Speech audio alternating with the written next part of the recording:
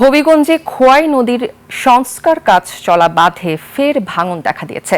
রোববার দুপুরে হঠাৎ করে আসা পাহাড়ি ঢলে নদীর পানি বৃদ্ধি পেয়ে সদর উপজেলার লস্করপুর এলাকায় বাঁধে ভাঙন দেখা দেয়। এ সময় হাওরে প্রবল বেগে পানি ঢুকতে থাকে, তলিয়ে যায় শত শত বিঘা ধানের জমি। একই সঙ্গে আতঙ্ক ছড়িয়ে পড়ে স্থানীয়দের মধ্যে।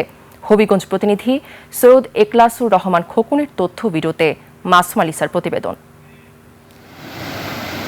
এভাবে বাঁধ ভেঙে হু হু করে পানি ঢুকছে। রোববার দুপুরে পাহাড়ি ঢলে হঠাৎ করেই খোয়াই নদীতে পানি বৃদ্ধি পেয়ে সদর উপজেলার লস্করপুর এলাকার কাজ চলা বাঁধে ভাঙন দেখা দেয়।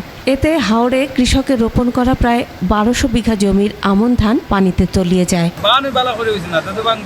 বাঁধ একবারে নিচু হয়ে পানছে, এখন আবার নতুন হয়ে পানি যখন সামান্য বাড়ছে তখন আবার বাঁধ ভেঙেছে।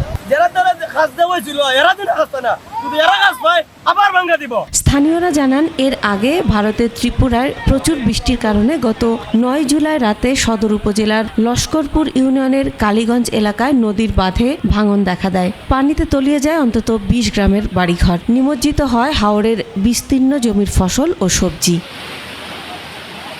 সম্প্রতি নদীর পানি কমলে জাতীয় সংসদের হুইপ আলহাজ জি.কে. গৌস এমপির উদ্যোগে ভাঙা বাঁধটি সংস্কারের উদ্যোগ নেওয়া হয়। আর এই সংস্কার কাজ যখন প্রায় শেষ পর্যায়ে তখন আবারও ভাঙন। কিন্তু এই বাঁধটা এত টেকসই না হওয়ার কারণে কিন্তু আবার একই জায়গায় দিয়া এই জায়গাটা দিয়া মানে নদীটা সরকার থেকে যে কাজ করা হয়েছিল, যে কাজ করছে, আমাদের মনে হয় যে কাজে ভালোভাবে কাজ হয় নাই। পানি উন্নয়ন বোর্ড জানায়, হঠাৎ নেমে আসা পাহাড়ি ঢলে খোয়াই নদীর পানি বিপদসীমার উপর দিয়ে প্রবাহিত হওয়ায় এ ভাঙন দেখা দিয়েছে।